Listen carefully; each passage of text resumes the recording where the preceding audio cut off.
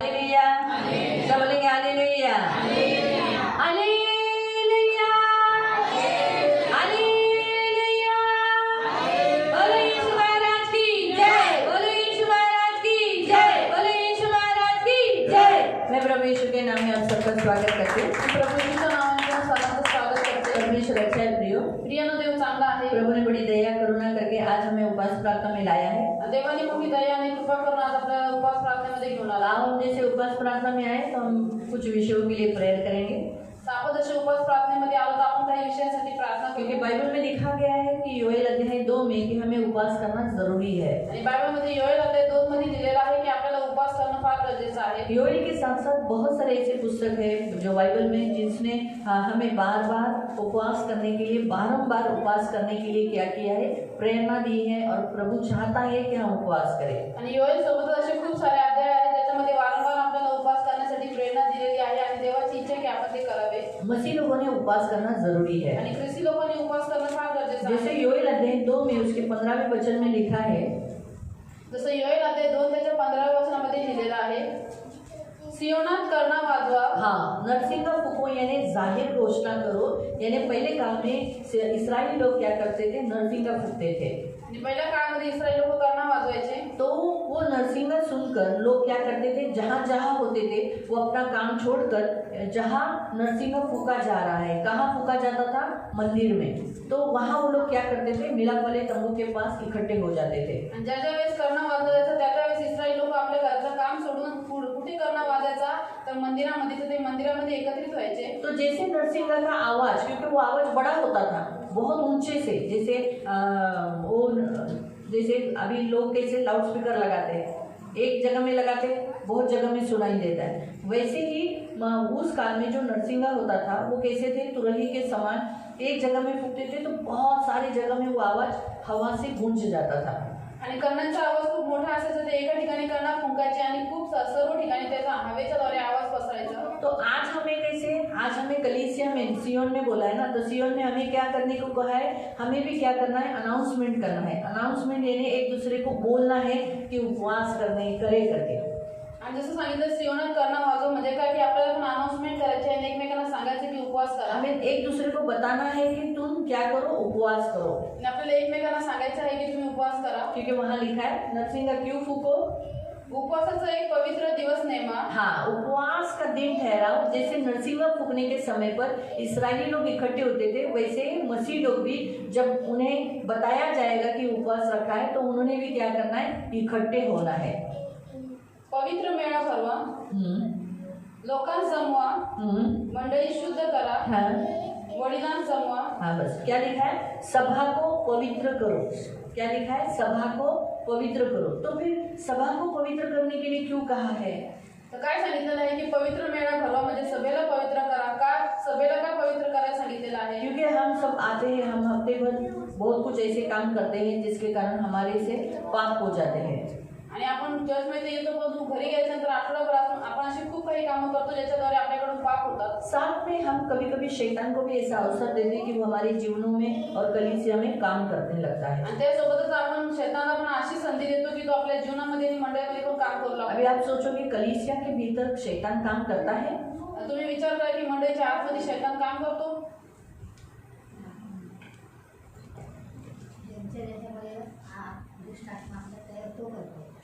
तो करतो, पण तो येतो ना मंडळीत, है ना। जब यीशु मसीह जब महासाई इसमें आराधनालय में गए, ज्यावेळेस प्रभू यीशु एका सभास्थानामध्ये गेला, आराधनालय में वो क्या कर रहा था, प्रचार कर रहा था, तो अंदर एक आदमी जो गए बहुत साल से आ रहा था, उसके अंदर क्या थी, दुष्टात्मा थी। उसने क्या किया, हे परमेश्वर का पुत्र, तू समय से पहले हमारे लिए आया क्या? तिथं मंदिरामध्ये बसलेला एक व्यक्ती होता, त्याच्यामध्ये तो खूप वर्षांपासून त्या मंदिरामध्ये आराधनालयामध्ये यायचा, परंतु त्याच्यामध्ये दुष्ट आत्मा होते आणि तो म्हणाला ओरडून की हे परात्पर देवाचा पुत्रा, वेळेच्या पहिले तू पीडा द्यायला आम्हाला इथं आलायस का? फिर 18 साल से जो पीड़ित थी कुबड़ी स्त्री, उसके अंदर भी शैतान उसके ऊपर बैठा था। आणि 18 वर्षांपासून जी कुबडी स्त्री होती तिच्यावरती पण शैतान बसलेला होता. तो आप सोच सकते हो इंसानों के द्वारा क्या होता है, परमेश्वर के भवन में दुष्ट आत्माएं आती हैं। तुम्ही विचार करू शकता की मनुष्यांच्या द्वारे देवाच्या मंदिरामध्ये दुष्ट आत्मा येतात. तो दुष्ट आत्मा, बोलू नको रे, बाजूला बसा, काय बोलतो,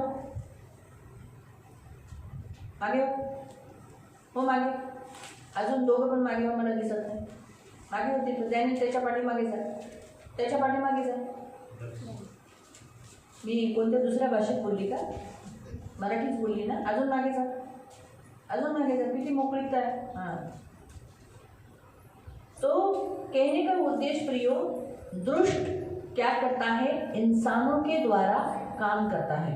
सांगण्याचा उद्देश हा आहे की शैतान दृष्ट मनुष्यांच्या द्वारे काम करतो. और यहाँ तक कलीसिया के अंदर भी. आणि इथपर्यंत की मंडळीच्या आतमध्ये सुद्धा कलीसिया के लोग अक्सर ये कोशिश करते हैं कि बाहर के लोग कलीसिया पे अटैक नहीं करें, तकलीफ नहीं दे, बंद नहीं करें. लेकिन कलीसिया के जो पासवान होते हैं, कलीसिया के जो लोग होते हैं, वो ये नहीं सोचते कि उनके भीतर भी दुष्ट आकर बहुत सारे काम कर रहा है. आणि मंडळीचे लोक हमेशा प्रयत्नामध्ये असतात की बाहेरच्या लोकांनी मंडळीवरती हमला करू नये, तिला तोडफोड करू नये. परंतु मंडळीच्या आतमध्ये जे पास्टर आहेत, ते लोक आहेत, त्यांनी हा पण विचार करायचा की खूप सारे जे दुष्टाचे काम आहे ते मंडळीमध्ये येणाऱ्या लोकांच्या द्वारेच होतात. और सिर्फ कलीसिया में नहीं, उनके घरों में भी काम कर रहा है. आणि फक्त मंडळीच्या लोकांमध्येच नाही पण त्यांच्या घरामध्ये पण तो काम करतो. तो ऐसा बाइबल कहता है. आणि असं बायबल अब हम पढ़ेंगे दूसरा थेसलोनिका आपण आता दुसरं थेसलोनिका पत्र अध्याय 2 अध्याय 2 और उसका 1 से हम 7 तक पढ़ेंगे. आणि त्याचं वचन 1 ते 7 पर्यंत आपण वाचणार. सेकंड थेसलोनिका दुसरी थेसलोनिका पत्र अध्याय 2 अध्याय 2 और उसका 1 से 7 तक. त्याचं 1 पासून 7 पर्यंत. जब यीशु मसीह ने कलवरी क्रूस के बलिदान के द्वारा शैतान को निकम्मा किया, आणि ज्यावेळेस प्रभू येशू ख्रिस्ताने क्रूसाच्या बलिदानाच्या द्वारे शैतानाला शून्य केलं, उसे ऊपर से उतार कर नीचे कर दिया, त्याला वरून उतरून त्याला खाली केलं, अपने पैरों के नीचे कर त्याला आपल्या पायाखाली ठेवून कहाँ भेज दिया? अधोलोक में भेज दिया. आणि त्याला नरकात पाठवून दिलं. तो शैतान अभी पृथ्वी पर नहीं है. तर शैतान आता पृथ्वीवरती तो नाहीये. परमेश्वर यीशु मसीह जब स्वर्ग गए तो उसने क्या किया? पवित्र आत्मा भेज दिया. आणि प्रभू येशू ज्यावेळेस स्वर्गामध्ये गेले त्यावेळेस त्यांनी पवित्र आत्मा पाठवला. यीशु कब स्वर्ग गए? प्रभू येशू केव्हा स्वर्गात गेले? जी उठने के बाद. जिवंत राहायच्यानंतर. जी उठने के कितने दिन के बाद गए? आणि जिवंत राहायचे किती दिवसानंतर गेले? जी उठे तीसरे दिन. फिर तीसरे दिन के बाद भी वो बहुत लोगों को दिखाई देते गए ना. तो कितने दिन तक दिखाई दिए? 40 दिन. तो 40वें दिन के बाद वो यीशु मसीह उन सबके सामने स्वर्ग उठा लिए गए. फिर 10 दिन के बाद हम देखते हैं क्या हुआ. उसने पवित्र आत्मा को भेजा. बराबर है? करेक्ट है? तो यीशु के जिलाए जाने के बाद, यीशु मुर्दे से जिंदा होने के बाद 50वें दिन में यीशु पवित्र आत्मा इस पृथ्वी पर आया. करेक्ट है? तो पवित्र आत्मा आने के कारण क्या हुआ है? जो अधोलोक में गया शैतान, उसे ऊपर आ नहीं सकता. आणि पवित्र आत्मा पृथ्वीवरती आल्यामुळे जो शैतान अधोलोकात गेलेला आहे तो वरती येऊ शकत तो नाही. वो उसे रोक के रखा है. तर पवित्र आत्मा त्याला थांबवून तो अभी ठेवलेला आहे. प्रश्न, पवित्र आत्मा कौन? तर हा प्रश्न आहे की पवित्र आत्मा कोण आहे? पवित्र आत्मा स्वयं परमेश्वर है. पवित्र आत्मा स्वयं परमेश्वर आहे. आज वो हमारे अंदर बैठता है, आज तो रहता आपल्यामध्ये है, बसतो, राहतो, हमें मदद करता है. आपल्याला सहायता करतो. परमेश्वर, पुत्र यानी यीशु मसीह और पवित्र आत्मा, हमारा परमेश्वर त्रिएक परमेश्वर है. आणि आपला देव त्रिएक परमेश्वर, त्रिएक देव आहे. पहिले देव आहे, त्याचा पुत्र प्रभु यीशु आहे, त्याच्यानंतर पवित्र आत्मा आहे. तो इसीलिए परमेश्वर, अब यीशु मसीह जैसे स्वर्ग गए तो उसने क्या किया? आत्मा को हमारे अंदर भेज दिया. आणि जसे प्रभु यीशु स्वर्गात गेले तर त्यांनी वरती जाऊन पवित्र आत्मा आपल्यामध्ये पाठवून दिला. तो आज वो पृथ्वी पर भी मंडल रहा है, हमारे अंदर भी मंडल रहा है. आता आज तो पृथ्वीवरती पण आहे आणि आपल्यामध्ये पण आहे. तो फिर वो काम क्या कर रहा है? एंटी क्राइस्ट को रोक के रखा है, मसीह विरोधी को रोक के रखा है. त्यांनी काम काय केलं? त्यांनी ख्रिस्त विरोधीला थांबून ठेवलेलं आहे. लेकिन क्या किया है? मसीह विरोधी आत्मा ने क्या किया है? अब इंसानों के द्वारा, कौन से इंसानों के द्वारा? मसीह लोगों के द्वारा ही, उन मसीह लोगों के द्वारा ही वो क्या कर रहा है? चर्च के भीतर, चर्च के लोगों के अंदर ही काम कर रहा है. परंतु आता जो ख्रिस्त विरोधी आत्मा आहे तो त्याच ख्रिस्ती लोकांच्या द्वारे काय करतो? चर्चच्या आतमध्ये पण काम करतो. हाँ, इसलिए कर रहा है ताकि एंटी क्राइस्ट को लाने के लिए. आणि तो यासाठी काम करतो कारण की ख्रिस्त विरोधाला आणण्यासाठी. तो हमें कैसे मालूम पड़ेगा वो चर्च में काम कर रहा है? तर आपल्याला कसं काय माहिती पडते की तो चर्चमध्ये काम करतोय? हम बहुत सारी बातों को उन्हें देख सकते हैं. आपण त्याच्यामध्ये खूप साऱ्या गोष्टी बघू तो शकतो. आओ हम 2 से पढ़ेंगे तब आपको समझेगा. प्रभु येशू, दूसरा अध्याय उसका 1 वचन से. बंधुजनो, आपल्या प्रभू येशू ख्रिस्ताचे आगमन व त्याच्या जवळ आपले एकत्र होणे या संबंधाने तुम्ही आपणास अशी विनंती करीतो की तुम्ही एकदम दचकून चित्तस्त्रिय सोडू नका व घाबरू नका. प्रभूचा दिवस येऊन ठेपला आहे असे सांगणाऱ्या आत्म्याने किंवा जणू काही आम्हाकडून आलेल्या वचनाने अथवा पत्राने घाबरू नका. हाँ, तो सबसे पहला पॉइंट पौल कहता है कि प्रभु यीशु का आने तक हमें क्या करना है, इकट्ठा होना है। प्रभु ने क्या कहा था, इकट्ठे होते रहो, बराबर है। हमें इकट्ठा होना ये उसने आज्ञा दिया है। तो इसीलिए इकट्ठे लोग क्या कर रहे थे, घबरा गए थे, यीशु आ गया, अब आ रहा है, एंटी मसीह विरोधी आ गया है और पवित्र आत्मा उठा लिया गया, इसलिए लोग इकट्ठा होना छोड़ दिया था। और आज भी देखो अंतिम काल में मसीहों को इकट्ठा होने नहीं दे रहा है दुष्ट। नोट करो, धंधे में, काम में, बच्चों के पीछे, शादी के पीछे, या व्यवहारों में, या समाज के पीछे, या कोई रोक टोक या डर के मारे लोग आ नहीं रहे। बपतिस्मा लिया है लेकिन लोग नहीं आए, है ना। तो शैतान का मुख्य उद्देश्य क्या है, किन्हें वो रोक के रखा है, मसीहों को, चर्च में आने वाले लोगों को, कि वो चर्च में इकट्ठा न हो। तो चर्च में इकट्ठा क्यों होना है, प्रभु ने आज्ञा दिया है, ये बात सच है, लेकिन क्यों होना है? चर्च मध्ये का आम्हाला एकत्रित व्हायचंय?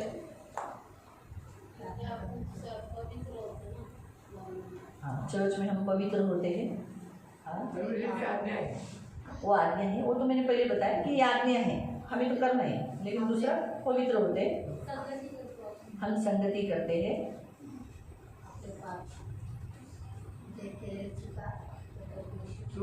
क्षमा करते हैं, प्रभु क्षमा देता है, और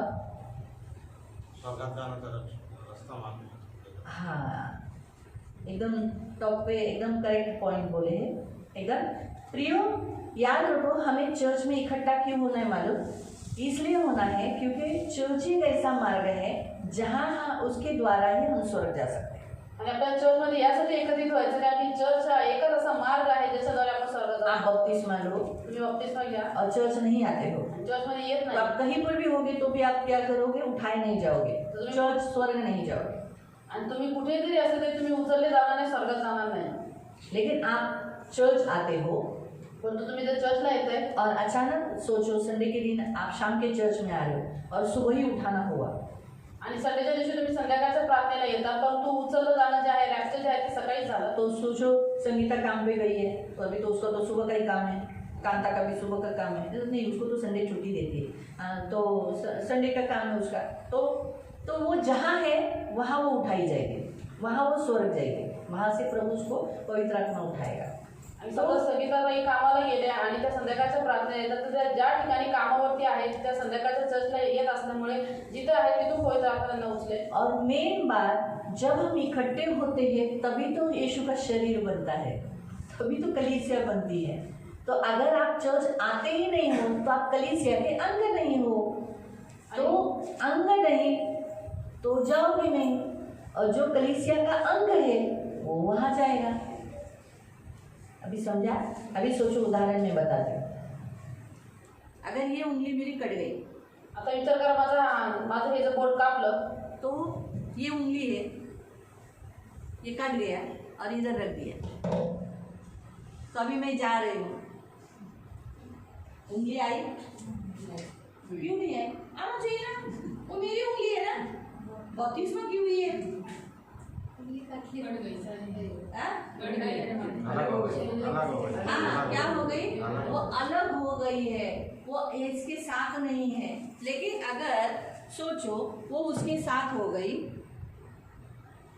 तो अभी मैं जा रही हूँ, तो उंगली भी आई। अभी आपको समझा? जब हम इकट्ठे होते हैं तभी तो मसीह का देह बनते हैं, मसीह का शरीर बनते हैं, और तब कलीसिया बनती है, तब वो कलीसिया ऊपर जाएगी। ज्यावेळेस आपण एकत्रित होतो त्यावेळेस ख्रिस्ताचा अंग बनतात, ज्यावेळेस ख्रिस्ताचा अंग परिपूर्ण होतो, ते पूर्ण होतं, त्यावेळेस ते वरती उचललं जाईल। तो इसी कारण से शैतान क्या करता है, उसको मालूम है अगर ये चर्च जाएगा, चर्च में जाता रहेगा तो ये स्वर्ग जाएगा, उठाए जाने के समय पे भी, या यीशु आएगा उस समय ले जाएगा, इसीलिए वो चर्च में आने नहीं देता, लोगों को बिजी कर देता है। मालूम हुआ? शैतानाला माहिती की हे जर हा जर चर्च मध्ये गेला तर हा उचलला जाईल, रॅप्चर होईल, त्याच्यानंतर प्रभू येशूच्या आगमनामध्ये पण हा उचलला जाईल, म्हणून तो लोकांना येऊन देत नाही, त्यांना अडवतो, त्यांना व्यस्त करून ठेवतो। जो जितना ज्यादा करीब यीशु के, जितना वो चर्च आता है, जितना उसका प्रार्थना का जीवन है, जितना उपवास प्रार्थना में आता है, उठाए जाने के लिए उसको ज़्यादा तकलीफ नहीं होगी, वो पहले उठाए जाएंगे। जितने लेट जो लोग आते हैं, कभी कभी हफ्ते में आते हैं, वो लोग उनके आंखों के सामने दूसरे उठाए जाएंगे। आणि जो देवाच्या जेवढा जास्त जवळ आहे, देवाची सेवा करतो, देवाचा उपवास करतो, प्रार्थना करतो, त्याला उचलला जाणार काही त्रास होणार नाही, तो तेवढा पटकन उचलला नाही. आणि जे लोक उशिरा येतात किंवा परमेश्वराला जास्त महत्त्व देत नाही, त्या डोळ्याच्या समोर हे जे आत्म्यात बनलेले लोक आहेत ते उचलले जातील. आपको समझ में आ रहा है? तो इसीलिए इकट्ठा होने नहीं देता है, ये शैतान का काम है। आणि म्हणून ख्रिस्ती लोकांना एकत्रित होऊन देत नाही, शैतानाचं काम इसलिए आहे. वो मन में क्या डालता है, क्या जाने का चर्च में, घर में बैठ के भी प्रेयर होता है ना, प्रार्थना होता है यीशु यीशु बोलने का। आणि म्हणून तो मनामध्ये टाकतो की काय करायचं तिथे चर्चमध्ये प्रार्थनेला, घरात बसून तिथे प्रार्थना होते, घरात बसून येशू येशू सब करायचं. जगह है। आणि देव सर्व ठिकाणी आहे. हाँ, घर में भी प्रार्थना कर सकते हैं, उसमें क्या? आणि घरात पण प्रार्थना करू शकतो, त्याच्यामध्ये काय. इतने हफ्ते हम गए, एक हफ्ता नहीं गए तो उसमें क्या? आणि एवढे आठवडे आम्ही गेलो, एक आठवडा नाही गेलो, त्याच्यामध्ये काय. उसमें क्या होने वाला है? कुछ होने वाला है, लेकिन उन्हें नहीं मालूम क्या आत्मिक रीति से क्या होता है, ये उन्हें नहीं समझता। आणि एक आठवड्याने काय होणार आहे, पण त्यांना हे माहिती आहे की आत्मिक दृष्ट्या काय काय होतं हे त्यांना माहिती नाही. इसीलिए बी केयरफुल। आणि म्हणून सावधान राहा. इसलिए प्रभु ने कहा कि तुम इकट्ठे होते रहो, क्योंकि जब हम इकट्ठे होंगे तभी तो कलीसिया बनेगी, तब कलीसिया उठाई जाएगी। आणि म्हणून प्रभू म्हटलं की तुम्ही एकत्रित होत राहा. का? कारण की आपण ज्यावेळेस एकत्रित होतो त्यावेळेस मंडळी बनली जाईल आणि मंडळी उचलली जाईल. अभी आगे पढ़ो।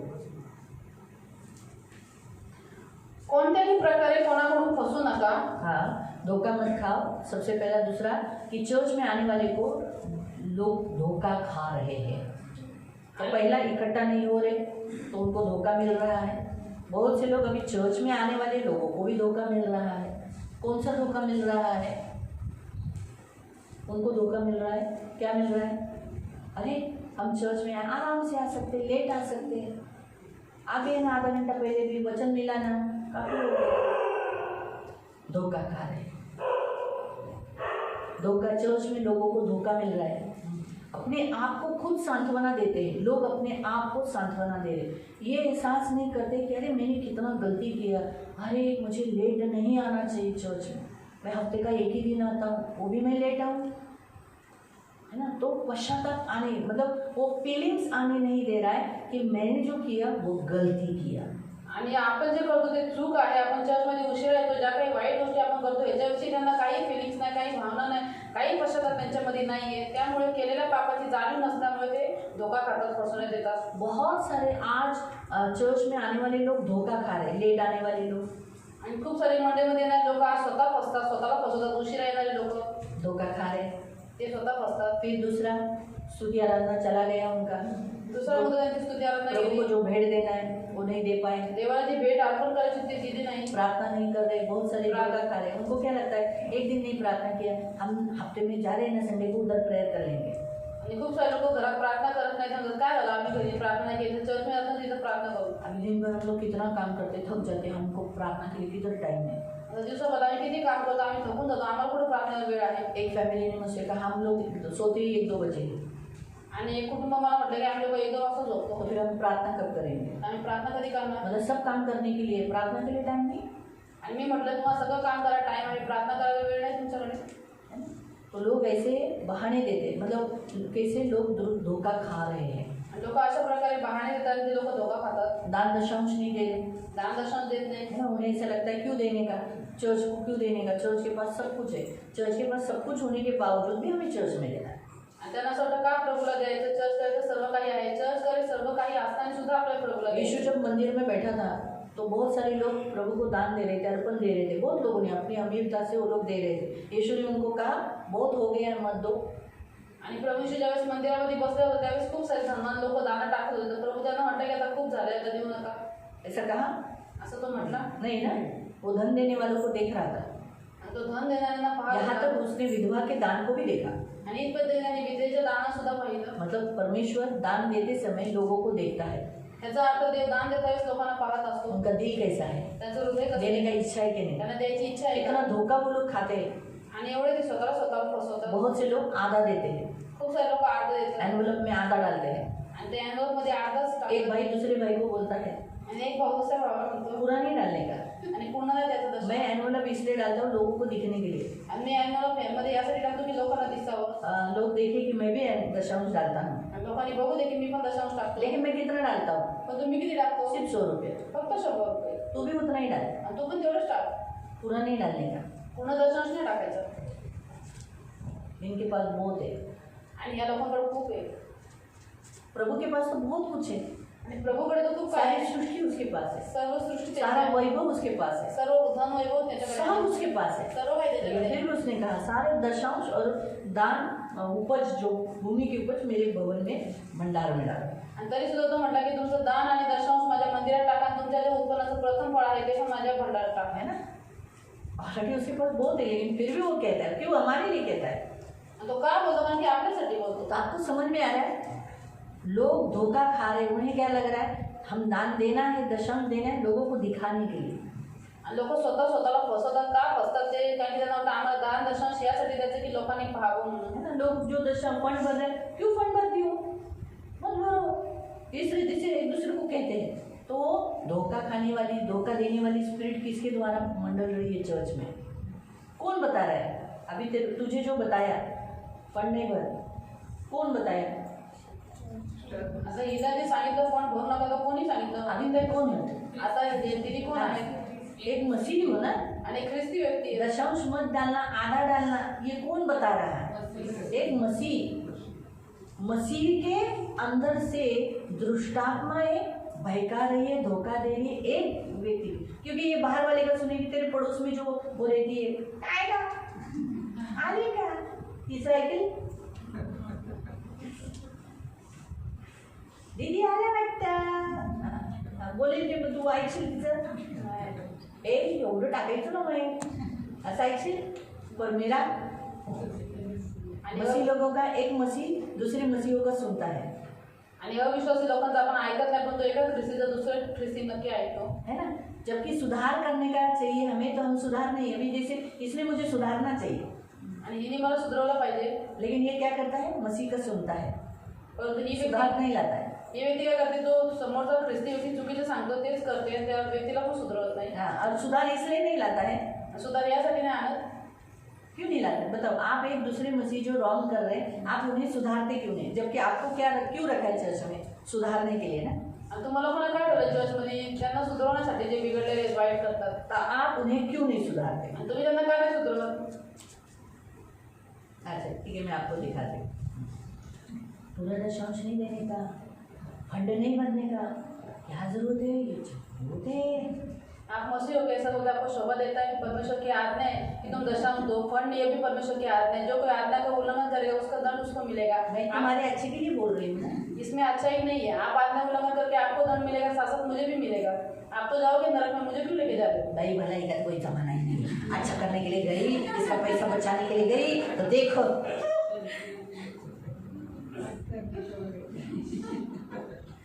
फिर जब जब वो व्यक्ति आता है तब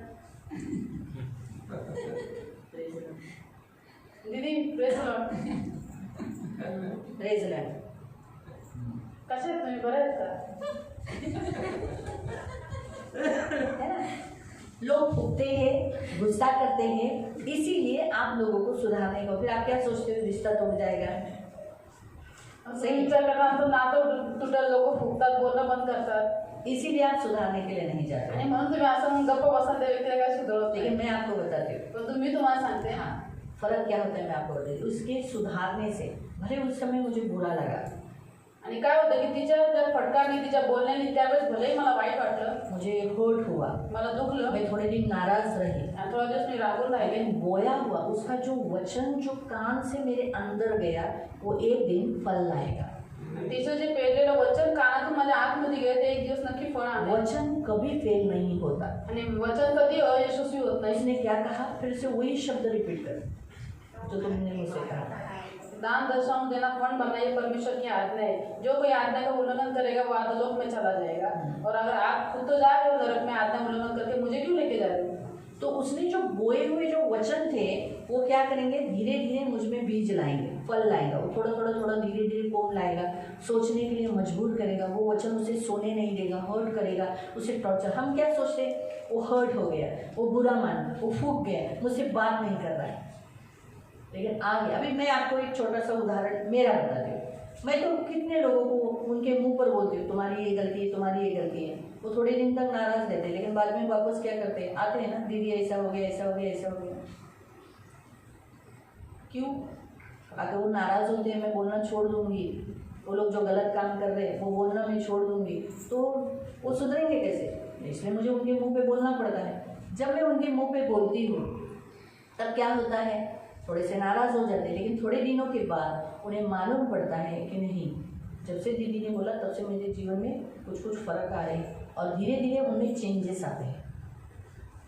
लोकांना तोडवरती बोलायचं, त्यांना राग येतो, त्यांना वाईट वाटतं, पण नंतर ते विचार करतात त्या गोष्टीवरती की नाही, जसं आपल्याला सांगितलंय, आपल्याला फटकार लावले, विरोध केला, आपल्यामध्ये सुधारणा येऊ लागल्या, त्याच्यानंतर मग ते व्यक्ती बदलायला चालू होतात. आपको क्या लगता है, मैंने जब डांटा रहता है, मैंने जब बोला रहता है, वो लोग मेरे विरोध में बात नहीं करते? घर में बहुत करते हैं, आपस में बात करते हैं, बोलते हैं हम चर्च नहीं आएंगे, वो दीदी अपने आप को क्या समझती है? आपको क्या लगता है? ये मुझे मालूम, कोई घर का नहीं बताता है, कोई घर का बताता है। सोचो रुपया आपके घर में कुछ मैटर हुआ, जागृति आके मुझे बोलेगी माझी मम्मी तुमच्याबद्दल अशी बोलत होती, और नहीं बोलते। कोई भी घर का व्यक्ति आके नहीं मुझे बताता है, लेकिन परमेश्वर का आत्मा हमारे पास भी है जो हमें बताता है। लेकिन हम क्या करते हैं, प्रभु है ना, हमने तो वचन बोला है, उन्हें सुधारना है, वो आएंगे। वो बोलते हम नहीं आएंगे, संडे को बराबर आते हैं।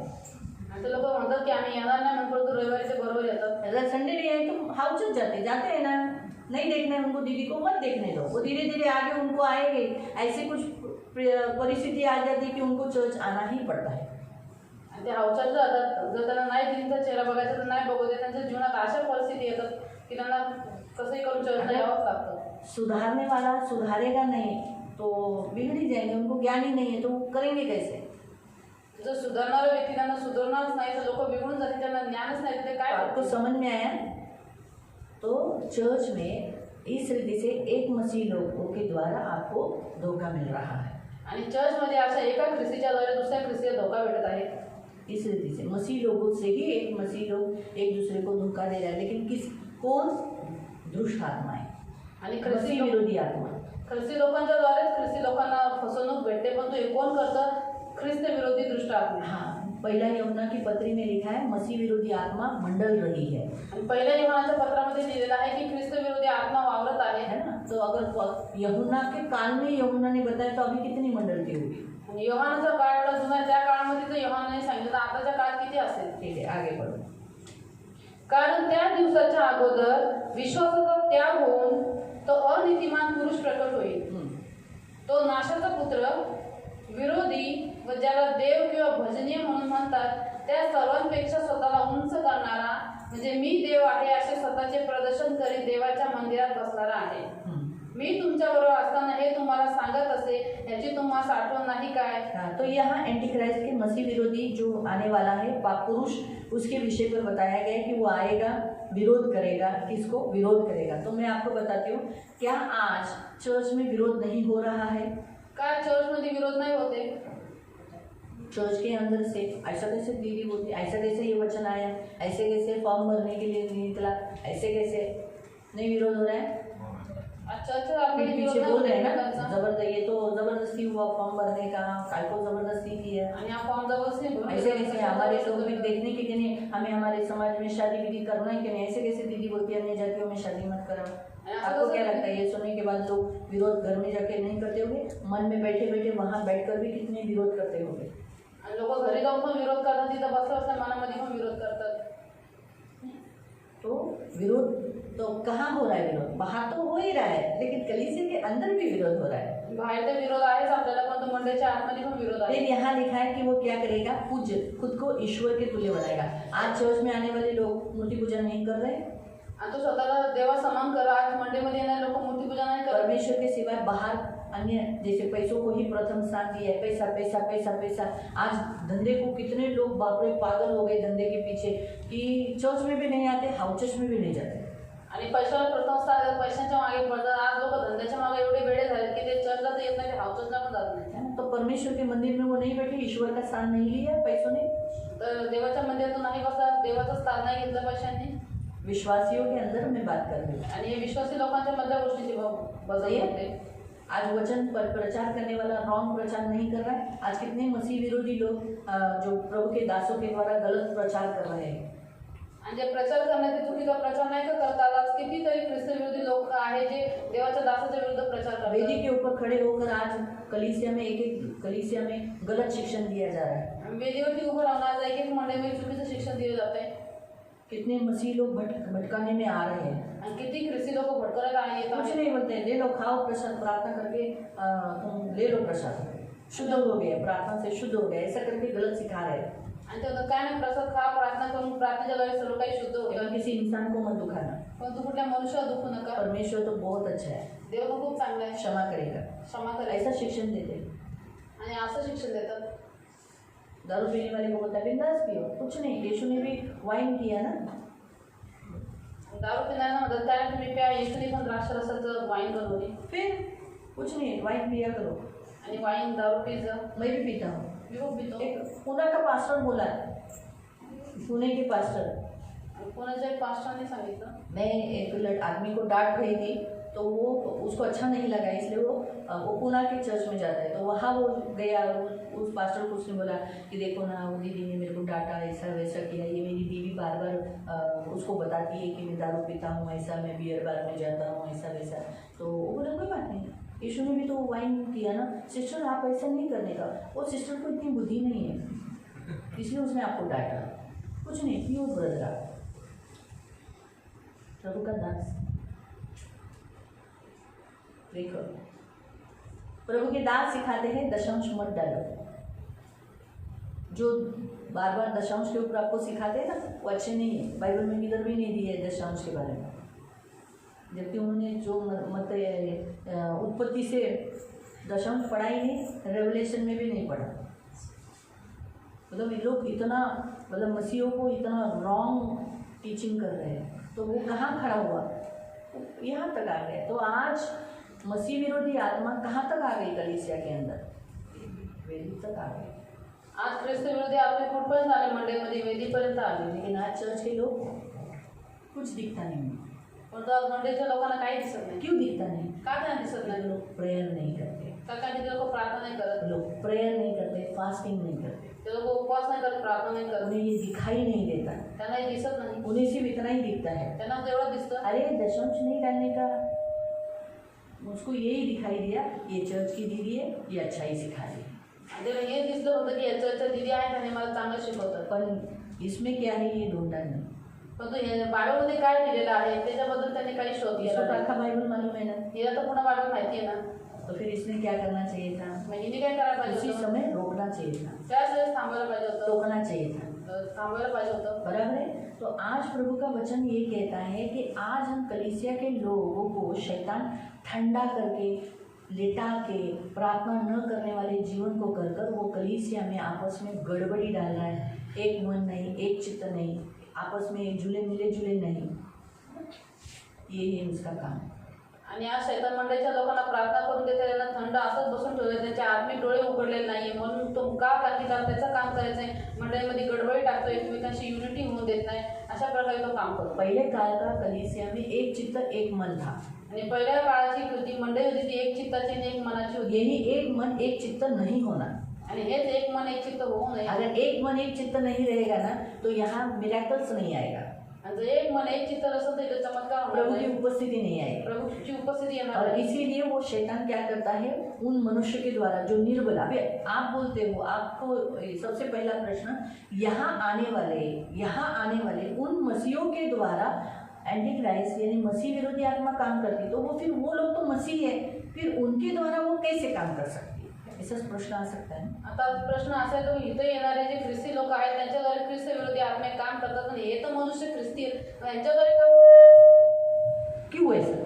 उनके द्वारा, वो तो चर्च है, उनका भी बपतिस्मा हुआ है, अभी देख मेरा भी बपतिस्मा हुआ, जो मैंने इसको बोला दान दशंश नहीं डाले, आता माझा पण बपतिस्मा झाला आणि दीदीचा पण बपतिस्मा झालेला आहे, तो मैंने इसको बोला अरे फंड नहीं भर, दशंश नहीं दे, आणि त्या मला म्हटले की फंड भरू नको, दशांश देऊ नको. तो ऐसा क्यों मैंने किया, मैं भी तो चर्च में आती हूँ ना, तर असं मी का केलं, का मी पण तो मंडळीची तो मेरे द्वारा शैतान मुझे कैसे इस्तेमाल कर सकता है, शैतान मेरे जीवन में काम कैसे कर किया, और मेरे द्वारा क्यों इसको ही किया, क्यों मुझे पकड़ा, क्या कारण था? जो आज्ञा नहीं मानते. हाँ, एफिशियंस 2 के अनुसार, आणि इफिसियन्स पत्र अध्याय 2:2 अनुसार जब कोई भी मसीह बपतिस्मा लिया है और कोई ना कोई आज्ञा उल्लंघन करता है, तब शैतान को काम करने का अधिकार मिलता है.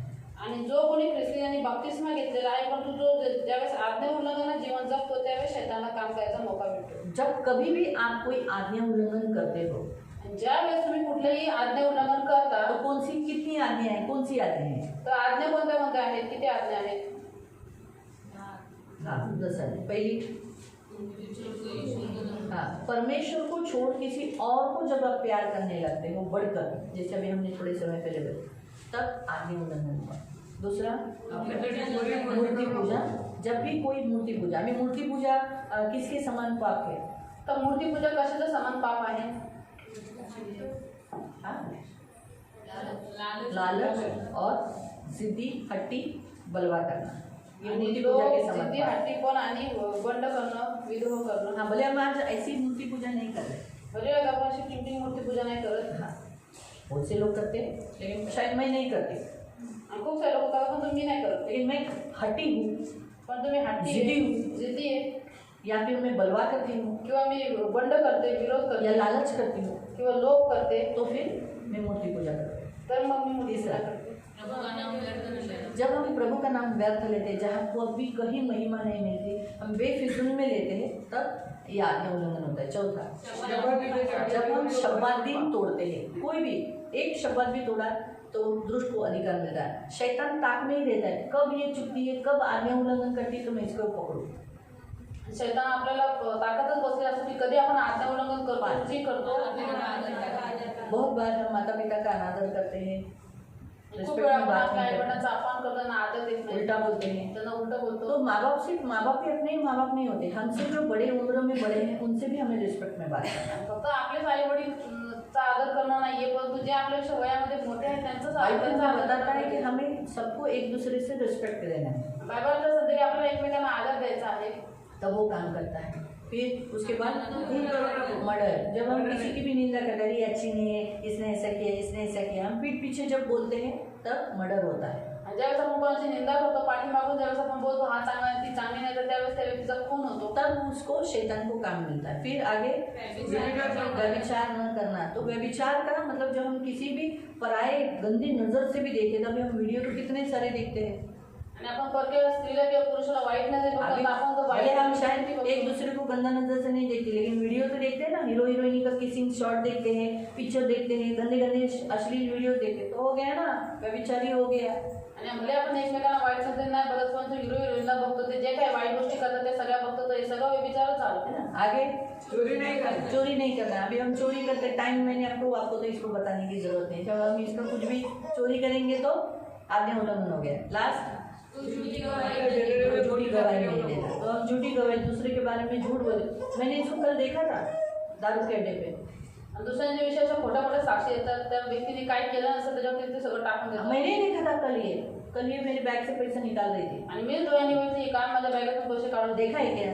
सच में देखा है क्या? खरोखर बघितलंय का? तो मालूम नहीं तो हम फिर भी किसी के बारे में झूठ बोलना ही गलत है. आणि जर आपल्याला माहिती नाही तरी पण कोणाविरुद्ध खोटी साक्ष देणं चुकीचं और आहे. सबसे लास्ट, लालच नहीं. आपल्या शेजारच्या घरात लोक फिरून तो ये आज्ञाएं हैं. फिर दूसरा पॉइंट, शैतान कैसे आता है, क्यों पकड़ता है? हाँ वही निर्बल मतलब हाँ ते झालं ना आज्ञापालनाचं. आज्ञापालनाचं झालं. जब भी हम आज्ञा तोड़ते हैं तो वो हमें पकड़ता है. और जे काही बोलतात ना, शैतानाला माहिती आहे की हा व्यक्ती ह्याच व्यक्तीद्वारे पडेल, त्याला जब वो किसी भाग में निर्बल है, तो कौन से भाग में निर्बल है? विश्वास में. ज्यावेळेस व्यक्ती कुठल्या भागामध्ये निर्बळ आहे, तर कुठल्या भागामध्ये आहे, तर विश्वासाच्या भागामध्ये. परमेश्वर को मालूम है और शैतान को मालूम है मैं विश्वास में कैसी हूँ. देवाला माहिती आहे आणि शैतानला माहिती की मी विश्वासामध्ये कसे आहे. तो मेरा विश्वास कहीं निर्बल है, तो अगर मैं परमेश्वर को दोष लगाती हूँ, कहीं ना कहीं परमेश्वर को ब्लेम करती हूँ, या प्रभु के दास को ब्लेम करती हूँ, या वचन को ब्लेम करती हूँ, ऐसा कैसे हो सकता है? तब शैतान को मालूम है ये विश्वास में कमजोर है, तो इसके द्वारा इसको भड़का सकते हैं. आणि ज्यावेळेस देवावरती दोष लावतात आणि परमेश्वराच्या दासावरती आणि वचनावरती पण दोष लावतात, त्यावेळेस शैतानला माहिती की ही व्यक्ती विश्वासामध्ये निर्बळ आहे, पण ह्या व्यक्तीच्या द्वारे ह्या व्यक्तीला आपण भडकवू शकतो. आप ऐसा मत सोचो जो हर संडे चर्च आते हैं वो पक्के सभी विश्वासी हैं. तुम्ही असा विचार करू नका जे प्रत्येक रविवारी चर्चमध्ये येतात ते सगळे चांगले मजबूत विश्वासी आहेत आगे ही बैठे पक्के विश्वासी, आणि पुढे बसलेले आहेत ते नक्की खूप पीछे मजबूत बैठे विश्वासी. कमजोर विश्वासी। आणि जे मागे बसले ते कमजोर विश्वासी आहेत. ऐसा कभी मत सोचो। असा कधी विचार करू नका. आप उनके विश्वास कैसे आप कैसे जानते हो ये पक्का विश्वासी है, मैं पक्की विश्वासी हूँ और आप पक्के विश्वासी हो? विश्वास कैसे दिखा सकते? आणि तुम्ही कसं काय ओळखू शकता की मी किंवा दीदी किंवा तुम्ही जो व्यक्ति आहे तो पूर्ण मजबूत विश्वासी आहे?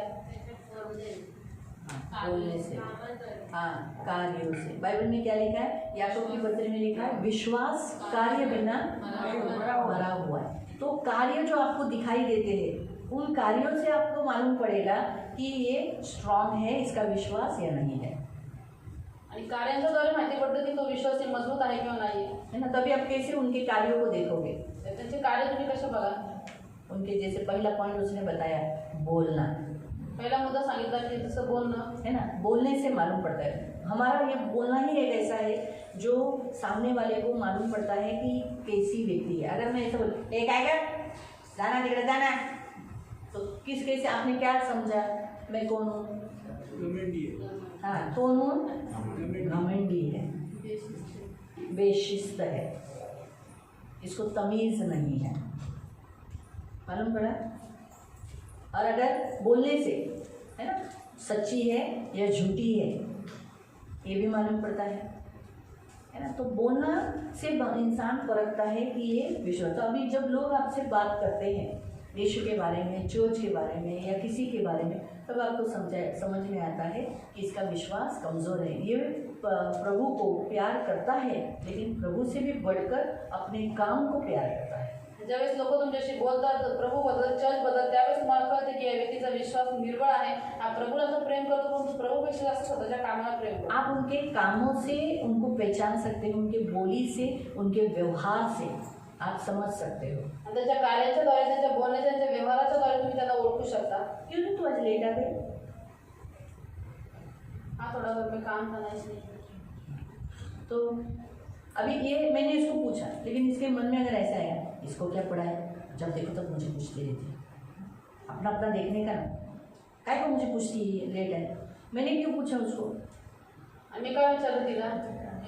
हाँ, काय करायचं? काळजी वाटली, हमेशा टाइम पे आने वाली, आज लेट क्यों आई? फिर अब दूसरा क्या पॉइंट बोला? प्रेम है, क्योंकि ये मसीह में है, प्रेम है, सच बात है। इसलिए मैंने पूछा उसको कि क्या हो गया, क्यों लेट हो गई? मुझे चिंता आ गई ना, अरे इसकी स्तुति आराधना करी है ना, इसलिए चिंता आई ना।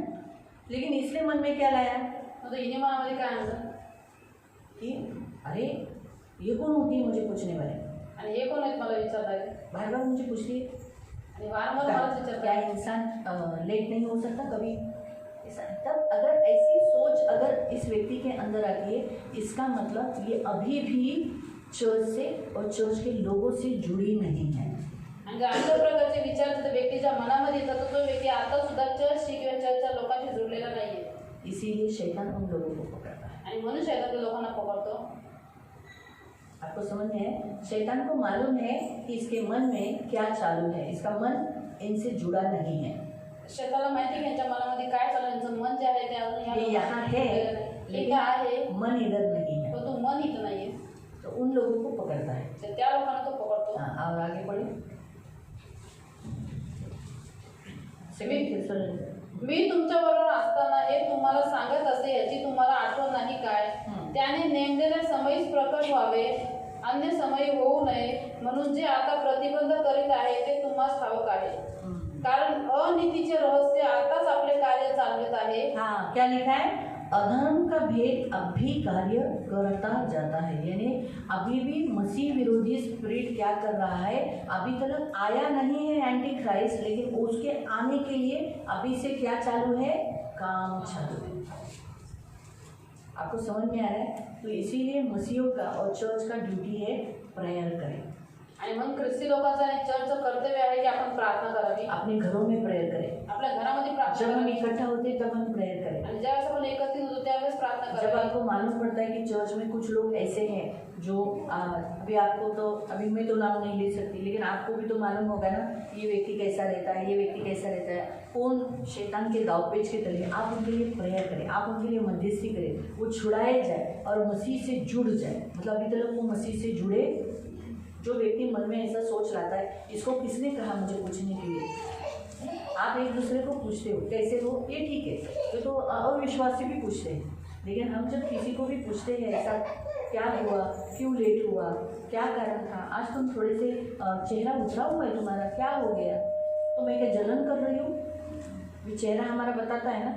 अगर सोचो सब उसका बाल भी जैसा हुआ तो मैं भी पूछती हूँ काय लागले लोक क्योंकि वो टॉकेटिव है.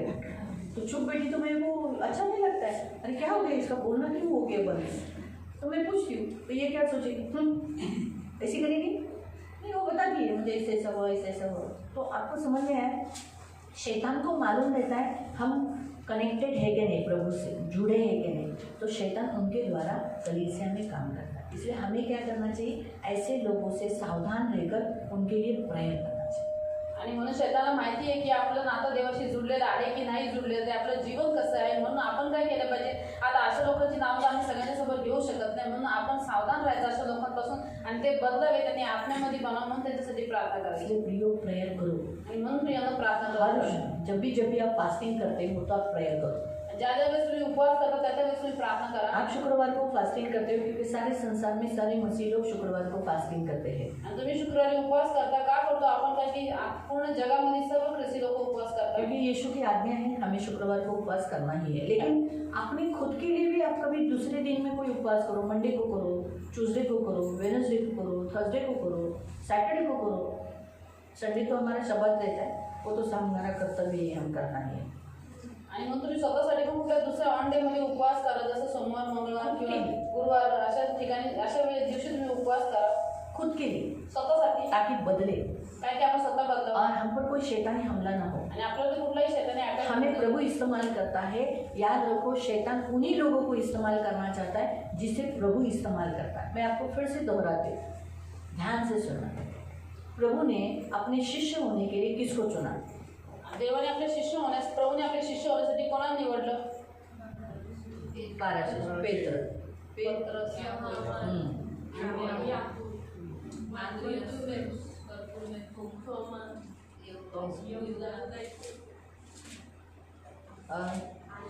आंद्रियास, फिलिप, मत्तई जकादा, मत्तई, शिमोन कनानी, शिमोन कनानी, आंद्रियास, आंद्रेस बोला है, यमुना भी हुआ. नहीं, 12 शिष्यांमध्ये है ना. हाँ, शिमोन कनानी बोली. आता पहिल्यापासून नाव बोली. शिमोन, पत्रस, आंद्रियास, याकोब, यूहन्ना, फिलिप, बरतुल्मे, मत्ती, थोमा, हल्फई का पुत्र याकूब, हाँ ये रह गया था. और शिमोन, हल्फई का पुत्र याकोब, शिमोन कनानी, तद्दै और यहूदा इस्करियोती. ये इनको प्रभु ने चुना. और आप नोट करो, शैतान ने भी इन्हीं को चुना यीशु को गिराने के लिए, यीशु का इनकार करने के लिए, यीशु को छोड़ के जाने के लिए. आप इन्हीं नोट करो, यीशु का इनकार किसने किया? यीशु को किसने पकड़वाया? यीशु को सब छोड़ के कौन गए? तो मतलब कौन लोग थे वो? कौन होते? यीशु के शिष्य थे ना. तो शैतान अन्य जातियों को पकड़ सकता था, दूसरे लोगों को पकड़ सकता था, लेकिन शैतान ने किसको पकड़ा? उसी के शिष्यों को जो प्रभु की सेवा के लिए है. तो याद रखो, आपको गिराने के लिए, आपको दुखी करने के लिए, आपको प्रभु से निराश करने के लिए, हताश करने के लिए प्रभु शैतान क्या करेगा? उन्हीं लोगों को पकड़ेगा जो मसीह की सेवा करते, मसीह के पीछे चलते, मसीह के अनुयायी. तुम्हाला दुःखी करण्यासाठी, निराश करण्यासाठी शैतान त्याच लोकांना पकडत जे ख्रिस्ताची सेवा करतात, ते ख्रिस्ताचे शिष्य आहेत, जसं त्यांनी येशू सोबत केलं. आपको समझ में आ रहा है? शैतान उन्हीं लोगों को पकड़ेगा. शैतान त्याच लोकांना पकडत. उसको वो लोग नहीं चाहिए, त्याला जगाचे लोक नको आहेत. आप चाहिए, तुम्ही लोक पाहिजे, मैं चाहिए, तुम्ही पाहिजे, आपके ब्रदर चाहिए, मेगा चाहिए, वेगळं पाहिजे. आप लोग चाहिए। तुम्ही लोक पाहिजे त्याला. क्यों? का? क्योंकि वो परमेश्वर को बोलने के लिए, देख ये तेरी सेवा करते हैं ना, मेरी भी सेवा करते हैं। का कारण की देवाच्या समोर अहंकाराने बोला की बघ हे तर तुझी सेवा करतात ना, बघ आता ते माझी पण सेवा करतात. क्योंकि प्रभु क्या कहता है, ये कौन है? प्रभू काय म्हणतो, ये मेरे हैं, हे माझे लोक आहेत, मेरे सेवक है, माझे सेवक ये मुझे आहेत. ठुकराएंगे नहीं, आणि हे मला नकारणार नाही, इनकार नहीं करेंगे। मला नकारणार नाही. प्रभु को हमारी गारंटी है, प्रभु को मालूम है हम नहीं छोड़ेंगे। प्रभूला आपला पूर्ण भरोसा आहे की आपण त्याला सोडणार नाही. अय्यूब के विषय पर ऐसे ही परमेश्वर ने याद किया था ना, आणि योगविषयी देवाने अशीच त्याची गॅरंटी घेतली. क्या बोला था? काय म्हणतो, अरे देखा क्या मेरे दास को? बघितलं माझ्या दासाला. तो बोलता हाँ मैंने तो देखा है, लेकिन क्या करेगा, तूने बाड़ा डाला है ना। दृष्ट म्हणतो की हा मी तर तुझ्या दासाला बघितलं, पण तू त्याच्यावरती कुंपण घातलेलं आहे. इसीलिए पतरस कहता है, दुष्ट ताक में है आपको, कब आपको फाड़ डाले। आणि दृष्ट ताकातच बसलेला असतो की तुम्हाला कधी फाडून टाकावं. तो वो ताक में ही रहता है, तो ताकामध्येच बसलेला वो असतो. देखता ही रहता है मुझको, आपको, सबको। तो बघतच असतो तुम्हाला, मला सगळ्यांना. बराबर है। तो फिर अय्यूब गिरा, योग धोखा पडला, दिया, त्यांनी निंदा किया। देवाची निंदा केली. लेकिन नए करार में मसीह लोग गिरे, उसके शिष्य गिरे, परंतु नवीन करारामध्ये ख्रिस्त लोक पडले, जे शिष्य पडले है ना, लेकिन प्रभु ने फिर से खड़ा किया। परंतु देवाने त्यांना पुन्हा उभं केलं. क्यों? का? क्यों खड़ा किया? का पुन्हा देवाने उभं केलं? मैं फिर से बताती हूँ, 12 शिष्य गिरे, 12च्या 12 शिष्य पडले, छोड़ के गए, सोडून गेले. यीशु ने उन्हें फिर से खड़ा किया। येशू त्यांना पुन्हा उभं केलं. क्यों? का? वाईट देणे के लिए हाँ? बड़ाई देने के लिए और प्रेम करणे. प्रेम करता है, चुने हुए हैं,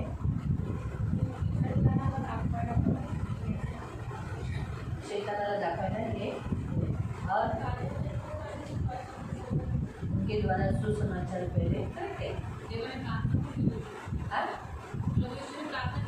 हाँ, यीशु ने उनके लिए प्रार्थना की, आणि प्रभू इसीलिए वो प्रार्थना से खड़े हुए।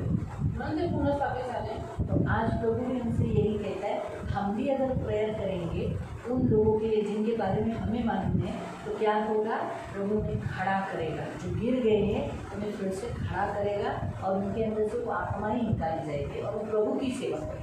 आणि आपल्याला पण माहिती की जे लोक प्रभूच्या विरोधामध्ये पाप करतात, ख्रिस्ती आपण पण त्याच्यासाठी जर प्रार्थना केली तर ते पण पुन्हा स्थापित होतील, पुन्हा उभे होतील, त्यांच्यामध्ये दृष्ट आपले जाते आणि ते पण देवाची सेवा करतील. इसलिए प्रियो हमें प्रार्थना करना जरूरी है। आणि म्हणून प्रिय आपल्या प्रार्थना इसलिए करणं बीच खूप में गरजेचं आहे. बीच में उपवास रखो, पुन्हा आठवड्यामध्ये उपवास ठेवा. कोई भी दिन अपने लिए, अपने फैमिली के लिए, कोणताही दिवस स्वतःसाठी, स्वतःच्या कुटुंबासाठी, और उसमें अपने कुटुंब के लिए, अपनी कलीसिया के लिए प्रेयर करो। त्याच्यामध्ये स्वतःच्या कुटुंबासाठी, स्वतःच्या मंडळीसाठी प्रार्थना करा. हालेलुया।